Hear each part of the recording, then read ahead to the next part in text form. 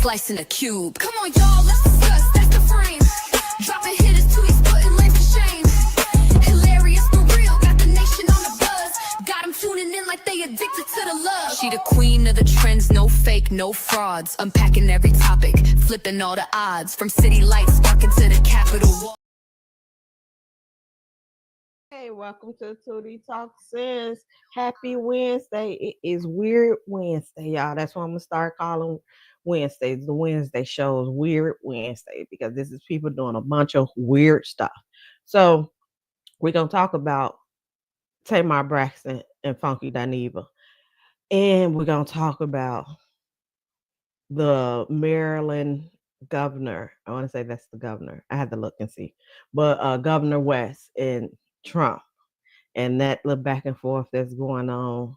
And also, this lady dated only far left people for a year. And her summary is that they are insecure white supremacists. She said it, not me. But first, this is not in what I'm supposed to be talking about today, but it is breaking news. So I want to touch on it a little bit. That there was a school, it's certain things that I don't know if YouTube will allow me to say. So, discharging of a firearm at a Catholic school in Minneapolis. And there have been, so far, there's 2 kids, age 8 and age 10, that was unalive. There's a total of 19 victims. So, there's 2 kids that's unalive. There's, I want to say 14 kids that was injured, and then 3 adults that was injured. Now, I want to send condolences out to this family because this is very a tragic event. Like, I can't even imagine, because I have a daughter who's 11 and my youngest just started kindergarten. I'm like, I can't even imagine the fright, because when I actually seen it, I clicked on it so fast because all I seen was Catholic school, disarming of firearms. And I'm clicking on it like, where was this at? To sent me into a frenzy. Now, what they are reporting, they did hold a news conference. What they are reporting is that it actually seems like this was a trans woman who did this. I'm assuming the guy name was Robert. They are referring to him as he, but they said he did a name change, and they found the documents what the mother signed where doing a name change that it's going to be a girl. Like he is now identifying as she, and the name was changed to Robin. They're reporting that today is Wednesday. It was a Catholic church. So in the Catholic school, Mass is on Wednesday. So it's mostly kids at the Mass doing Catholic school. Like, the parents are invited to come doing Wednesday Mass, but it's a lot of parents are at work or taking care of the house or whatever. So the Mass is on Wednesdays. That the ones that has a Catholic school is most of the kids. So I'm assuming that's why all the majority of the victim was kids. So they said that it was the start of Mass. So they were bringing the kids in from school to the church, and all the kids haven't got in. So they said they feel like that was a reason why, like, the numbers could have been much higher, but the adults and the teachers that was there, like, jumped on the kids, protected the kids to keep the injuries down. And they said that all the kids was not in the church yet. So he disarmed the firearms, and then he went in the back and unalived himself. It was also being reported that his mother is a retired secretary. They said of that school, of a school, but I don't know if it's that school, so I don't want to put that out there. I'm gonna read y'all the article. Y'all can take from it what y'all want to take from it, but I'm like, isn't this the same? It reminds me of the school where there was a lot of, like, kindergartens who was the victim, who ended up being unalive, and his mom was used to work at that school and retired. And he went back to the school after he unalived his parents at the house. He went to that school and unalived kids there. I said, this is very reminiscent of this. So I'm like, I would expect for these pro-lifers to be up in arms and loud and everything about these kids, these victims that's being kids. But I want to send condolences to the parents who have lost kids and who's going to be in the hospital with kids, and just the one who had to endure this, and then the kids themselves. Like, because this happening at such a young age, they got so much more. The youngest one was 8 through 10. I want to say the school is a kindergarten through 8th grade school. So they said the people in the church at that time was ranged from the age of 6 through 15. So imagine this happened to a 6-year-old, and then you don't know what trauma they're gonna have to endure to just go to school for the rest of their life. If there's gonna be PTSD, what all's gonna happen to the kids. So condolences, positive energy, and if you're a praying type, to pray for everybody that this affected. So let me read now. This article is from Fox News, but I'm gonna read the article that talks about what they know about the person who did this. So I'm gonna say the suspect, he unalived himself. So and also I'm gonna read the article, but they also said that he had scheduled a video release on YouTube. So it did go out on YouTube, and there was pages and almost a manifesto that he had, but they have taken it down. The police or the FBI, I don't know which one exactly, have taken it down already. So let me share with y'all that article. Then we're gonna move on. Annunciation Catholic Church. So let's go through that. Who is Robin Westman, suspect in Annunciation Catholic School discharge of firearm in Minnesota? Robin Westman, identified as the alleged unaliver. Police confirm most victims are children. As I'm gonna say shooter, they gonna mark it. If they take down the video, they're gonna have to take it down. But as the alleged shooter found unalived at the scene. Police responded to a mass shooting at Catholic school in Minneapolis, Minnesota on Wednesday. They said 2 children were unalived and 17 people injured. The suspected shooter of the group of the Minneapolis Catholic school students, the suspected shooter of a group of Minneapolis Catholic school students at morning mass Wednesday has been identified as Robert or Robin Westman, according to law enforcement sources. He was carrying 3 firearms, according to authority: a rifle, a pistol, and a shot. Y'all see the word. Court records show that Minneapolis juvenile named Robert Westman had their name legally changed to Robin in 2019. And FBI Director Kash Patel confirmed that the shooter was born Robert and later identified as Robin. Robin M. Westman was previously known as Robert Paul Westman, according to court documents filed by a mother named Mary Grace Westman. Minor child, redacted the name, identifies as a female and wants her name to reflect the identification she wrote at the time. The name Mary Graceman, the name, y'all, why am I getting tongue tied? The name Mary Grace Westman also appeared on the school Facebook feed in 2021, identified as the parish secretary ahead of her retirement party. So that's why I said the information that the mom used to be a secretary there at that school. She could not immediately be reached for comment.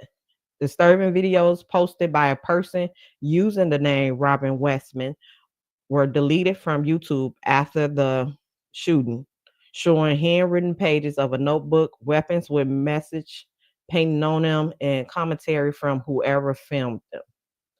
Minneapolis Police Chief Brian O'Hara confirmed that police was aware of a manifesto the shooter had time to be released on YouTube.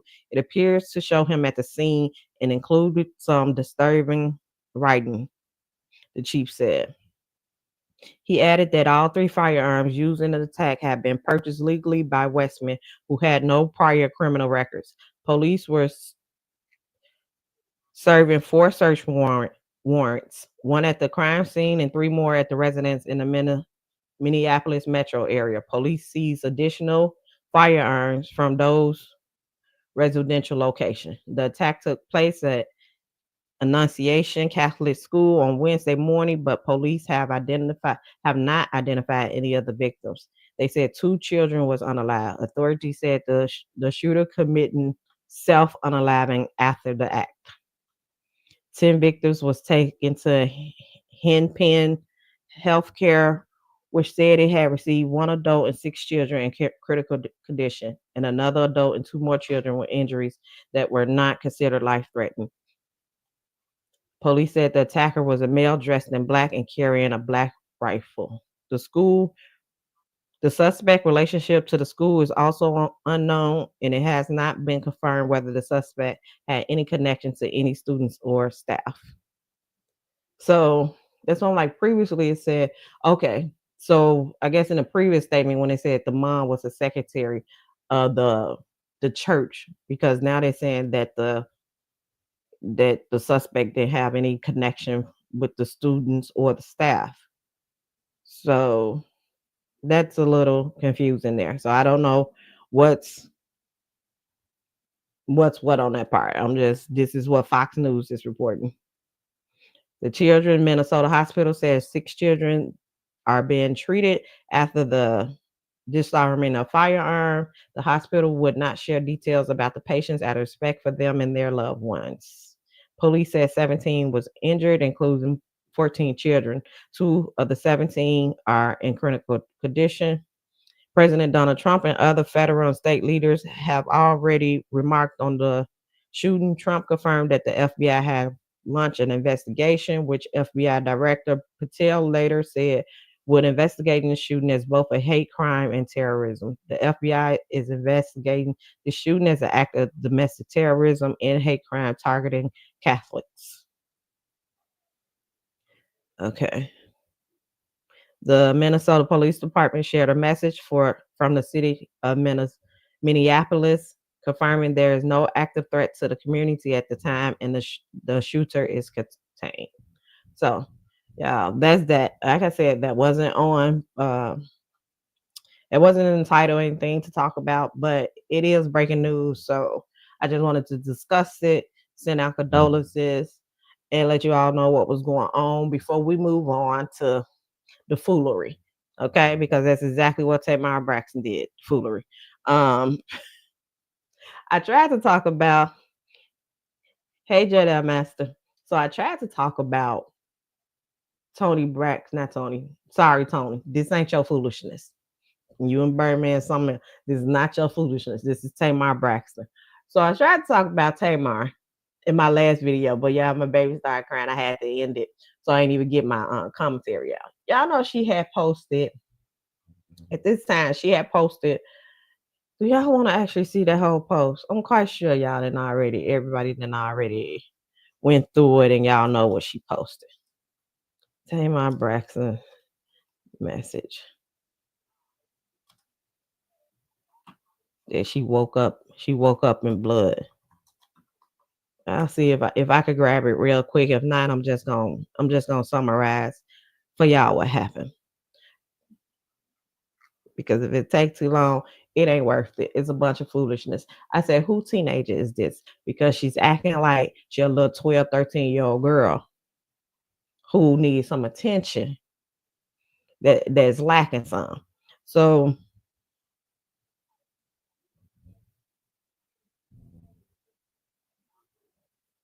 okay. This is from, I'm gonna pull it up so y'all can see it. So, and I was gonna say who raised her, but I said Miss Braxton ain't got nothing to do with this. This ain't Miss Braxton's fault. This is Tamar all on her doggone own. Because like the foolishness that come out of my mouth, It ain't because of my mama. Definitely ain't because of my mama. God rest her soul. She probably looking down like this fool always been a fool. But Tamar, I ain't gonna put this on Miss Braxton. I don't know. I full disclosure, I didn't watch the Braxtons or Tamar. I believe she had a show with her husband, a reality show. Didn't watch neither one of them. So for disclosure, I don't know nothing about their family dynamics, but I know about this foolishness. I know foolishness when I see foolishness. So it's like, who teenager? That's why I call her Teenage Braxton, because this is something a little ass kid would do. So this mess. Tamar voice is strong enough that you don't even need these goddamn antics. Your voice speak on its own.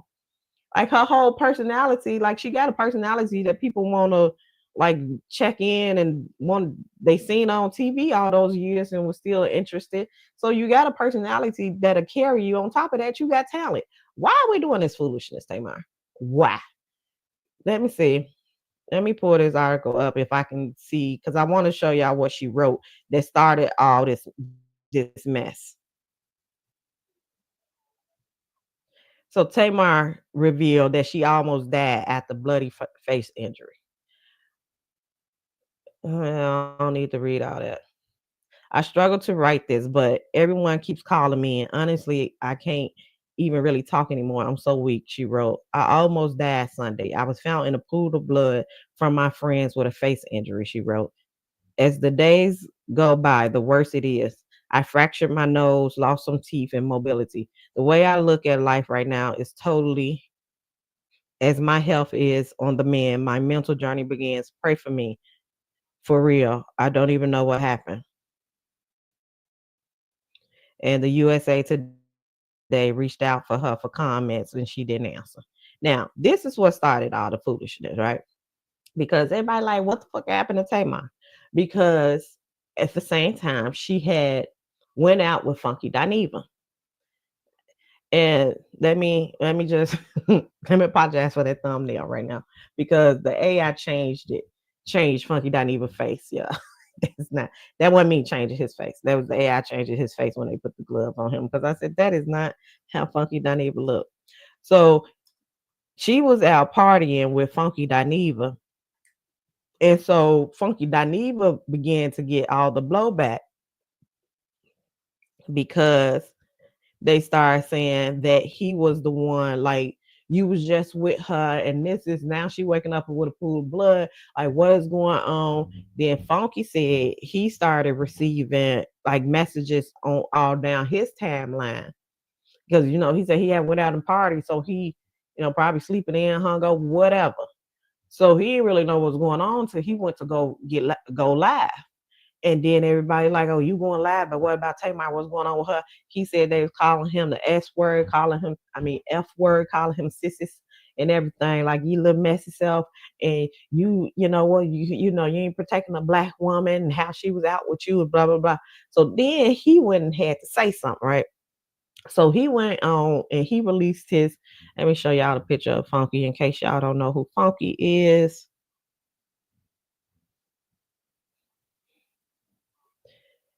Now, I know if y'all been watching me before, y'all would know. Y'all wouldn't expect me to be on Funky side because when it was Funky Al against Claudia, I rode with Claudia. Still ride with Claudia and don't think she should get back in ties and business with Funky. But that's neither here nor there. I'm just be honest about what I'm saying right now. So Funky say, Funky go live. And Funky was like, I don't know what's going on with that lady. Like, all I know, we went out and then I woke up. I'm asking her. No, she called me and asked me for. Y'all know the lady who Dr. Heavenly. She called me and asked me for Dr. Heavenly number because she missing some teeth or whatever. But she didn't get into detail. She didn't tell me what was going on. So he ended it like that. He got backlash from that for calling her that lady. They like, what type of friend is that? You saying that lady and blah blah blah. But if you have watched Funky before, I didn't think it was a big deal. That's how Funky talk. He said that lady, that man. Like that's just how he talk. Not nothing disrespectful or nothing like that. So, but he steady getting backlash. So then he released a video today that he's like, okay, no. So then what happened was it started being a rumor about Tamar Braxton and what is the man's name? It ain't Mercedes. I want to call him Mercedes so bad. And I know it's Yandy husband. Yandy husband. That's what I'm gonna call him. Yandy husband. Because I don't watch that reality TV show either. So so it's been rumors that Tamar and Yandy husband or boyfriend, because did they ever get married? Here nor there, that they been messing around, right? So I'm like, this is odd. First is Tamar with the losing the teeth, face fractured and stuff like that. Now it's slowly leaking out about her and Yandy husband. I'm like, the Yandy found out and went and whooped that girl ass like that, but it wasn't confirmed. So those rumors came out. Then Tamar released a little clip it singing a song, singing If Only I Could Tell Y'all, some little clip she put up of her singing. Then she drops this little video. I ain't gonna put it on here because I'm probably gonna get struck from YouTube for copyright infringement. But in the video, it's her, Funky, and Yandy husband. I really should get this man name. But they in a song. So it's pretty much dropping a song. So everybody now like, so you did all this shit to drop a song and Funky your ass knew about it and and you didn't come say nothing. So now Funky is through, and they was telling Funky, from the beginning they was telling him when this happened to Tamar that he ain't a good friend, blah, blah, blah. Now they coming down on him talking about you knew about it and you gonna release that video talking about you don't know what's going on. You tried to reach out to her and all this whole damn time, this is a whole publicity stunt for a new song that she dropped. So his ass can't get right to say his life. He like, wait, what the fuck? So then y'all, I'm gonna see if I watched it earlier.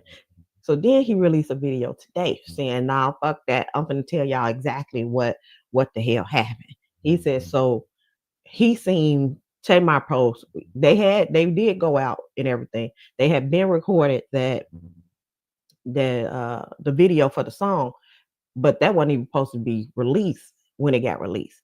So he didn't even know she was releasing it there. So he didn't know this was a publicity stunt. So he seen the post when we seen it. He called her, tried to find out what was going on. So she didn't tell him still what was going on. Let me see. I'm going to type in Funky Dineva. I'm going to bring up his YouTube, see if it's still up there. Because he did say I'm giving her a certain amount of time and to retract or at least put out Funky didn't know, or he said he gonna tell why she dropped it early. And he did say he would take down the videos if she come out and say what happened. So I should have stream recorded this, what I should have did.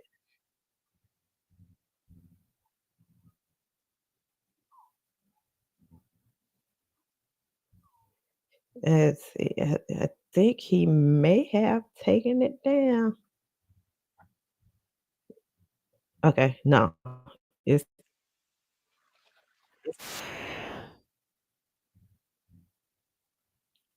It's 20-some minutes. I'm not gonna let 20-some minutes play, y'all.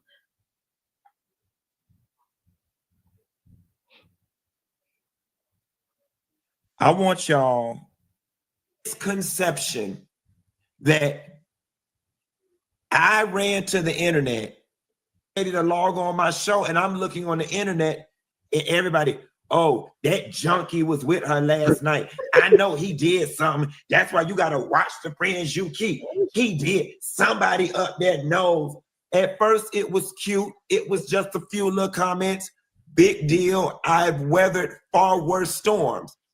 Then all of a sudden, it started growing legs. When I logged on to do my show, there was 7,000 people sitting in the hallway waiting. The entire chat said, Tamar, tell us what happened to Tamar. Tell us what you did to Tamar. Tamar, you know what we want to talk about. He want to talk about everything except Tamar. I wanted to avoid everything with Tamar because y'all kept hounding. I'm gonna speed He's up. in a pool of blood and all of this type of stuff. So y'all got it twisted.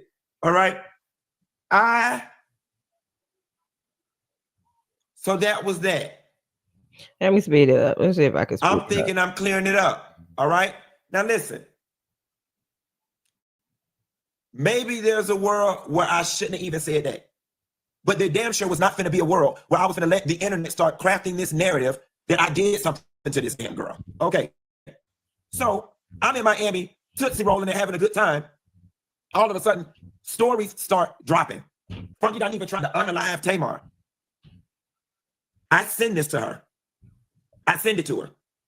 And I write, girl, this thing is starting to grow legs.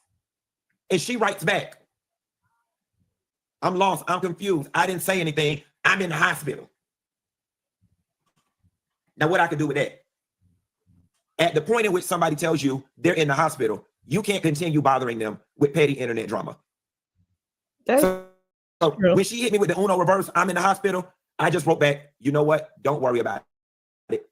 Get well. I can weather this. I've weathered worse. The whole the whole TikTok, the whole YouTube, everybody is going, think pieces down to the ground. And let me explain to you why this moment right here is so necessary for me and so gratifying. In this particular moment, it actually has less to do about Tamar and more to do about all of y'all out there that dislike me so bad, and all of y'all out there who are so committed to this narrative of me being some type of messy punk, a messy sissy. Y'all have to eat crow like a motherfucker right now, and I am loving every minute of it. Oh, baby, you internet detectives knew all the ins and outs of I'm sorry, because I know that that's too big for the level of emotional maturity many of y'all carry. I don't even want you to say I'm sorry. Is it too much to get you to just say damn? Because y'all set up and assassinated. Get well soon. I'm gonna do my best to enjoy Miami and going about my business. I'm steady texting and calling different people in the crew. Nobody's answering the phone for me. One person. I said, even right there, that you then text her, she told him she's in the hospital. Now, if he didn't told you this is going on, you is this man's friend, allegedly, supposedly, you this man's friend. Why you just didn't tell him? I know he got his YouTube, but I'm assuming that the way Funky, if y'all know Funky be in the mess, he be all in the mess. I assume Funky will want to be down up in it too, and he'll put more stuff so drive more viewers towards his page because of that video that was out with him and her, that he would have got more views. He would have been down for it. Like, yeah, girl, come on, let's do it. So why would you not tell him that you like, well, I ain't tell him because Funky can't hold water. And if that's what it is, then come out and say it. But you just leave this bit out here. So that's me back a few hours later and was like, I was busy, sorry. And it just gave me a very vague, y'all should talk. The other person not answering the phone at all. All right. So I said, fine. I'll just let the internet eat me up. The lady not doing well. The lady is recovering. I don't know what's going on with the lady. I'm not going to bother her about clearing my name and something medically wrong don't happen to the lady. Now, keep in mind, at the same time, she posts, I almost died and it's found in the pool of blood. She still texting me, friend, oh my God, friend, I don't even know what happened. So I wrote back, wait, I'm confused. You went to bed and you woke up and 4 of your teeth was missing. No response to that. But then later, texting about every damn thing else under the sun. So I'm like, okay. As this thing starts going more legs, I'm over here getting nervous, like, okay, like, girl, she gonna need to say something. Let me check in with her. Hey, girl, how you doing? Say, my girl, what the hell happened? Zero response. But you all in your Instagram stories posting cryptic messages and posting messages and whatnot, so you see your phone. And just like every other adult and every other entertainer and every other person that got a project coming out, you're glued to the blogs. So you see, and because I know you and I know how much you dig in the comments and you're concerned about what people say about you, you see what these people out here doing to me. You see what these people out here doing to me. And you just ain't gonna say nothing. The fact that you were willing to just sit back and let me be collateral damage and all this, even if you didn't want to say nothing publicly, you could have said something privately. Yeah, like, damn, friend, you caught up. The whole while I'm being accused of not being a friend to you. I'm being accused, I'm trying to protect you medically. I'm trying to protect you romantically. Okay, now wait, what's going on in this video? And I said, see, I knew this was gonna happen. I knew this was gonna happen. I knew this video was gonna come out, and then the narrative was gonna shift to, they did all of this for a PR stunt and he in the video. They did not do anything. Yes, I was in the video. I just wanted to be in on the joke. I would have went along with it. So now here is where I'm at with it. You gonna pay me for my pain? Yeah, he said he would have went along with it. Yes, yes, Funky would have went along with it. Even when him and Claudia made up, that they said Claudia was like that wasn't planned, but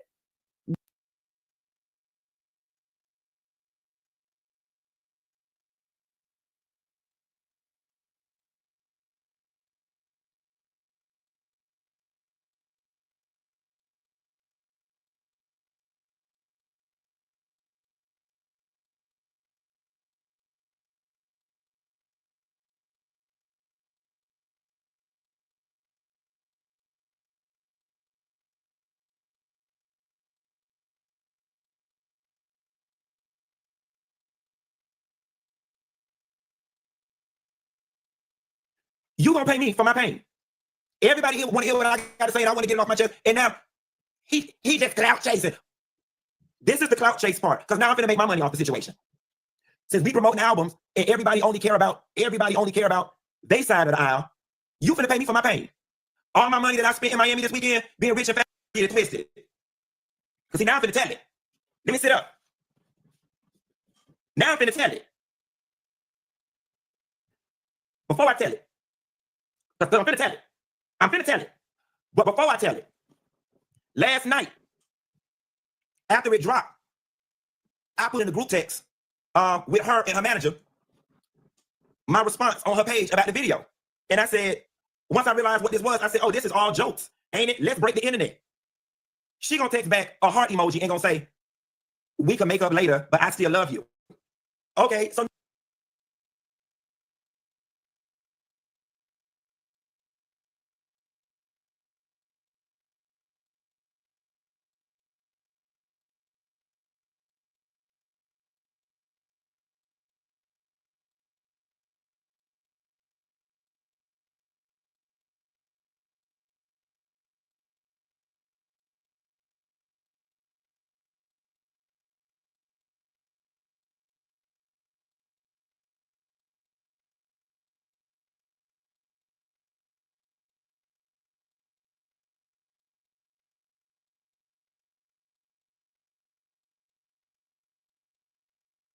now you responded. See, that's the part that made me realize, oh, you really didn't mind me being collateral damage in this. You gonna write, we can make up later, I still love you. So that's when I was like, oh, we having fun. Okay, tag me in, coach. So that's when I went on the shade and was like, oh, you gonna say nothing and you use me to be in this tag video, hashtag Muppet. Because now that I'm in on the joke, bitch, we both finna make a coin. All of a sudden, now they want to call me on a three-way FaceTime. Talking about, Q, please don't do this. Y'all, please don't do this on the internet. They steady calling me. I'm not answering the phone. I'm not answering the phone. No. He's like, Q, please don't do this. No, let her ass feel what I felt over the weekend. Let her ass feel what I felt over the weekend. She's talking, so this gonna write, let me read this shit. Let me read this. Then this lady got the nerve to write, please don't ruin my project. I spent so much money for this project. This is my career. Girl, this is your career is right now. These people accused me of doing some of the most heinous things I've ever been accused of on the planet. And the only thing you got to say to me in this moment is, please don't ruin this for me. I spent my money on this project. This is my project in my career. When all I was asking was for you to go back to your stories and put, Funky Dineva didn't do anything to me, guys. I was resting. I should have said something earlier. That was all you had to do, and it could have been done with on my end. Even in this very moment, that was all you had to do, and it could have been done. Before I even tell y'all the rest, I woke up this morning. Her publicist called me. Q, what can we do to put this thing to bed? Tell her to go on her stories and write, Funky Dineva did not do anything to me. I should have said something sooner. This was about 40 minutes before I even decided to do this live.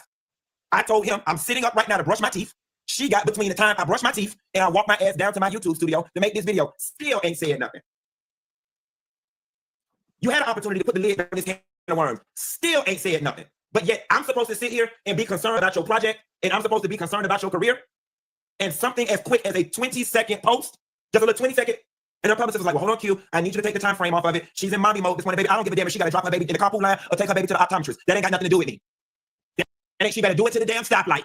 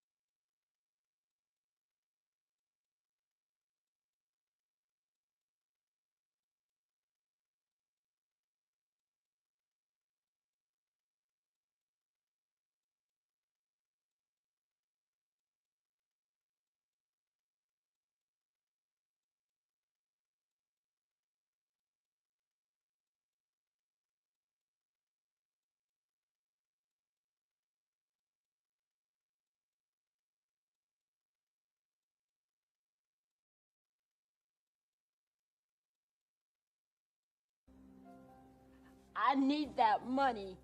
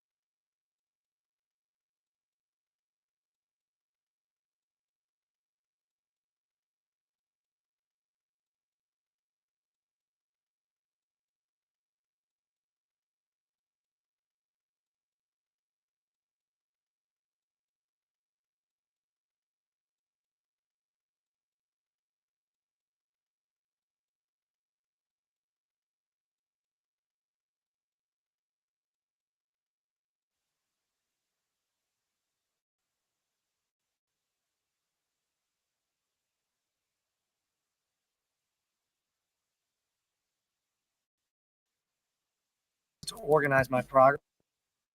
Now, the president has long championed the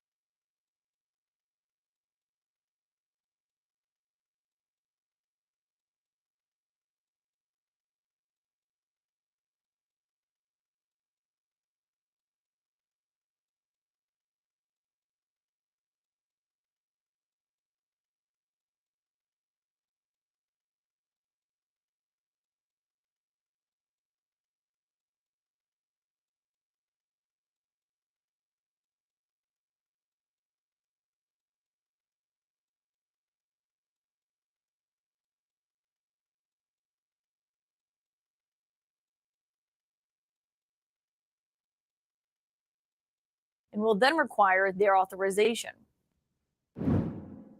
Number one, we want to stay there for longer than 30 days. As you know, we have an absolute mandate, and I can extend it, but I'd rather not have to declare a national emergency because by that time, I mean, right now, there's not an emergency. After the president threatened to send in the National Guard to other states and cities, one governor invited him to come to the city that he was calling out, an invitation that the president responded to this way today. Baltimore, Wes Moore was telling me I want to walk with the president. Well, I said, I want to walk with you too someday, but first you got to clean up your crime because I'm not walking in Baltimore right now. Baltimore is a hellhole. My lead source tonight is the Democratic governor of Maryland.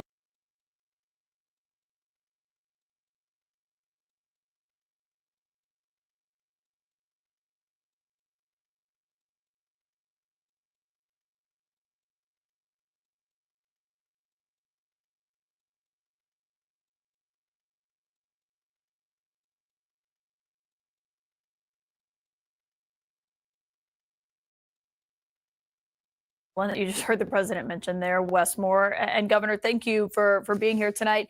I think just first off, what is your response to the president calling Baltimore, as he put it there, a hellhole? Well, the president seems to be obsessed with me. Today he called me a beauty, and when I first met him, he just talked about how I was a good-looking guy, and now he just continues to make statements that are just flat out false about our state's largest city. The reality is that when I first became the governor, Baltimore in 2022 had about a homicide a day. Now, in the past 2.5 years, Baltimore and the state of Maryland have had amongst the fastest drops in violent crime anywhere in the United States. The last time the homicide rate was this low in Baltimore City, I was not born yet. And we have done it by making historic investments in law enforcement, by making historic investments in predictive technologies. And we've done it by actually working with the mayor, working with the state's attorney, working with hoods. And the thing is that we know we have more work to do, but we're not going to be performative or cynical about the way we are doing it, and not taking the approach that the president of the United States seems to be taking about making people safe in communities. What are you going to do if he sends in the National Guard to Baltimore, though? I mean, we've seen other governors try to fight it, like in California, the Governor Newsom, and, they lost that battle in court. Well, I'm very, very clear. I'm the commander-in-chief of the Maryland National Guard, not him. And the Constitution authorizes that. And so the Maryland National Guard moves on the authority of the commander-in-chief, and I will not authorize the Maryland National Guard to be activated for something that is either not mission critical or mission aligned. And I think what the president of the United States is doing, it is not sustainable, it is not scalable, and it's also not constitutional. That it is a direct violation of the 10th Amendment. And even if he wants to talk about other things he can do to try to activate, the reality is that he still needs states to be able to invite the federal government to come on board to be able to do that. And the thing that gets me most about this is how deeply disrespectful this is to members of the National Guard who signed up for this job, as I did when I deployed overseas and I led paratroopers in combat, where we signed up with the expectation that the commander-in-chief and people who was declaring our orders was actually taking it seriously. And the problem is we're seeing a lack of seriousness from the president of the United States to a very serious situation. And that's why I invited him to come to Baltimore, to come be educated, to come learn, so he doesn't have to spout nonsense from the Oval Office and things that are just blatantly not true about what is actually happening and the work that's happening in coordination to make people feel safer in their neighborhoods. Does that invitation still stand? That invitation still stands. I would love for the president of the United States to actually come and learn. I would love to be able to introduce him to our violence interrupters that are on the ground, like we are us, that are on the ground doing the work. I would love for him to come spend time with the mayor of Baltimore, to go learn about, to not spend $1 million on the beat, and then we could also make sure we have more community violence interrupters and they're getting the supports they need. You point out that crime is down, rightfully so, in Baltimore, but some people might look at the numbers and say, okay, well, the city still has the 8th highest overall crime rate, 3rd highest violent crime rate, and those are numbers that justify what the president is saying. I want you to listen actually today, because this was a point he kept making repeatedly during this cabinet meeting, which is basically he's winning a political game against Democrats. So they're making other Democrats defend crime numbers like what I just said there. Listen to how the president put it today. 2025 IRS tax forgiveness.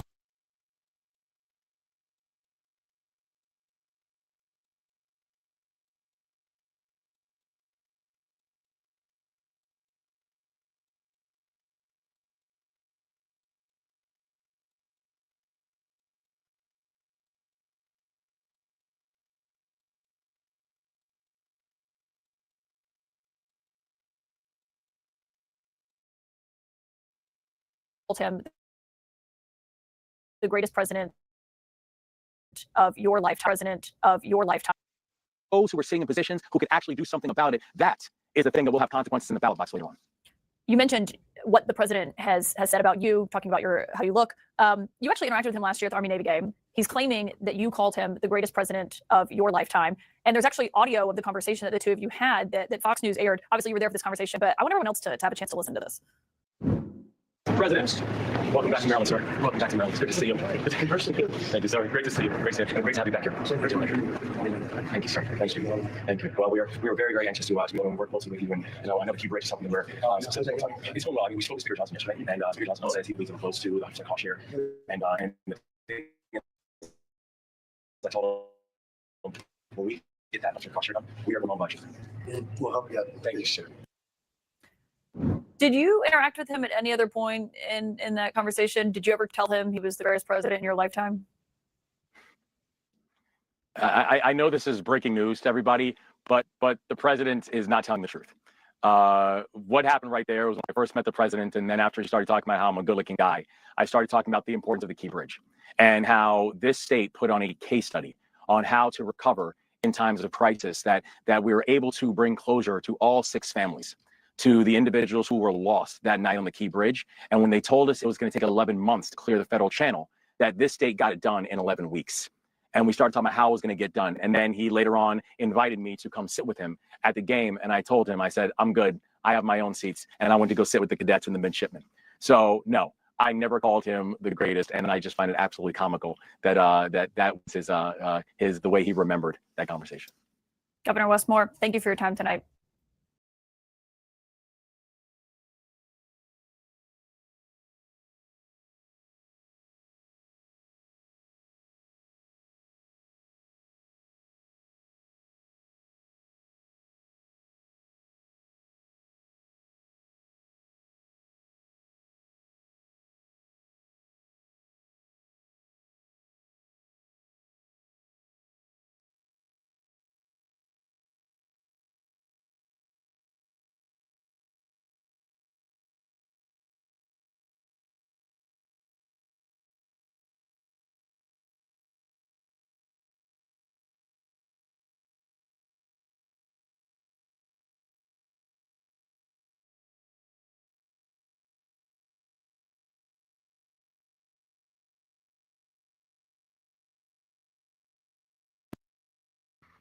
Can y'all hear me?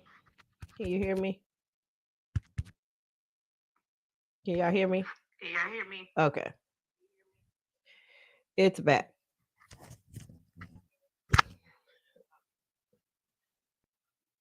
So as y'all see, that was the thing. And then also, if y'all remember, that also is the same governor that the bridge ended up collapsing, that there was a boat ended up slamming into the bridge collapsed, some construction workers who was on the bridge end up dying, and Trump came out and said that the governor should be happy that they gave them all that money to pay to get the bridge repaired.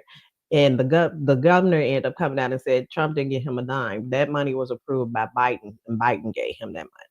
So that's it on that story, y'all. Let's also go into, is this thing cutting out? Let's also go into, I don't know if y'all seen it, but it was a recent thing where this lady dated only far-right men for a year. And and she said they was the most white supremacists that she have ever met. And so we're gonna watch that. This is what, 5 minutes, then it's 6 minutes, then we're gonna get up out of here. Okay. I said, I know this is not new.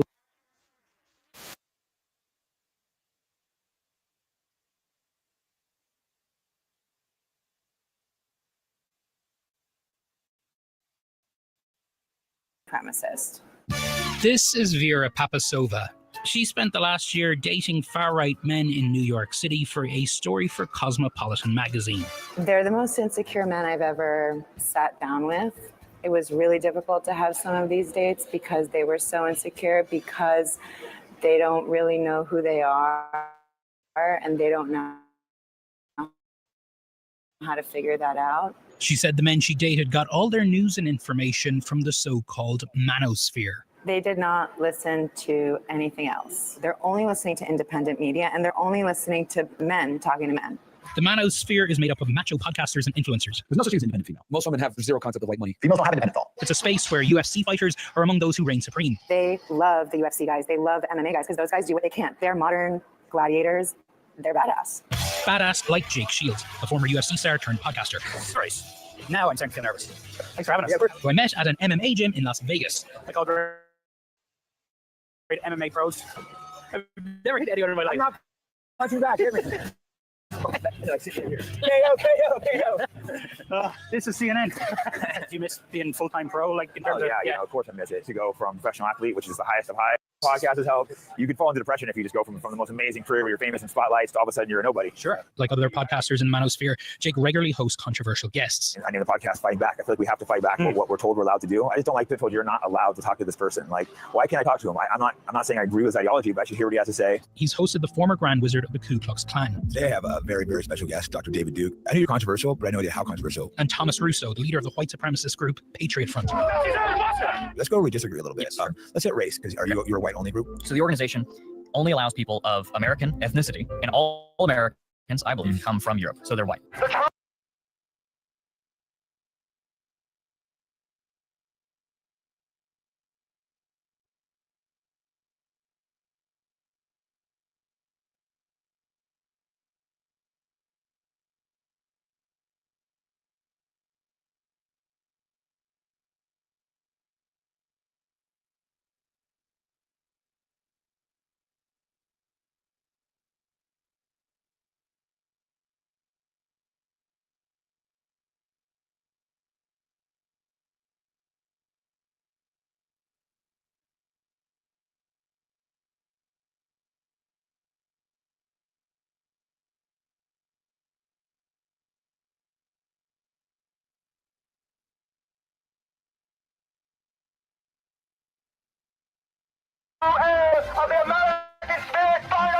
I understand and talk to these guys, but I'm also not brought anyone hateful. If I do, I'm gonna be really on top of them. But so you saying that you haven't brought someone hateful on, right?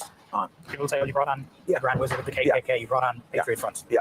They're hateful. No, I think those are excellent questions, but people go and watch the actual interviews, I think they'd be like, oh, this guy's not near as hateful as if I expect it. But Vera says hate isn't what the men she dated were really looking for.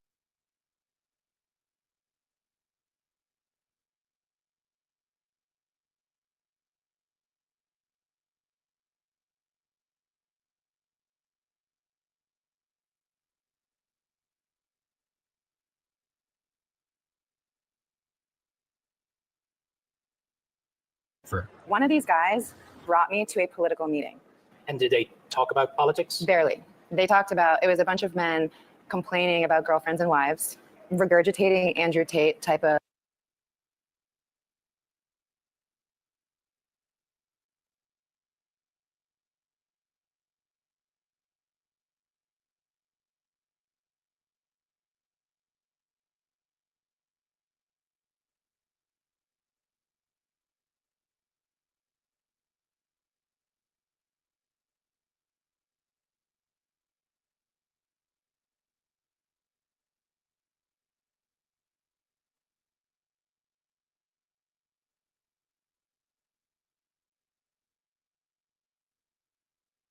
advice about how to train your girlfriend, how to train your wife to be submissive. And so this group was supposed to be a political group, but they're talking about relationship problems. And the fact that that's what most of the time was spent on, you don't need to be a neo-Nazi. You need therapy. The appeal of Jake's podcast speaks to a need among young men in this country that Vera says can't be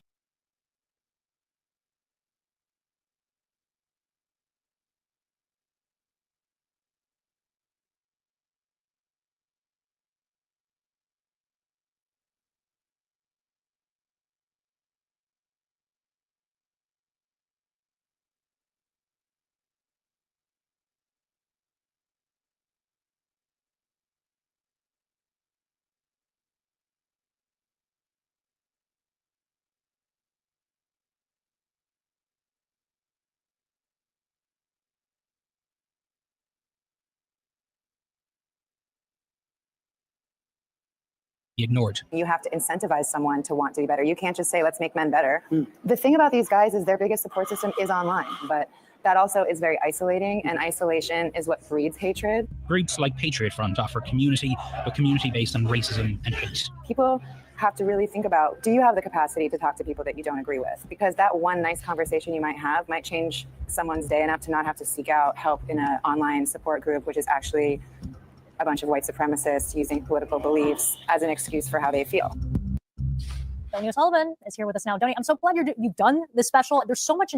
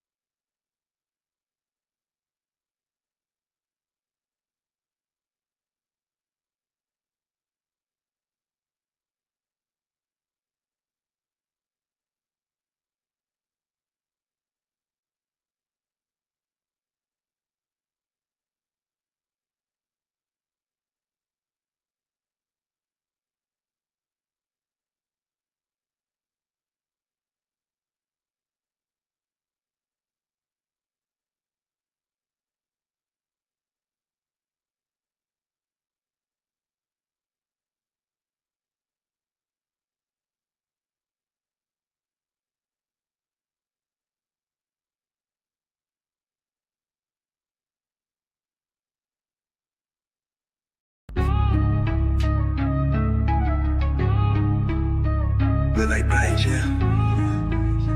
Talk to. Yeah. Scroll in the tube, found a star in the chaos. Judy spitting facts like a modern day seance. Trending waves, politics in the spotlight. Raw with the wit, hits you.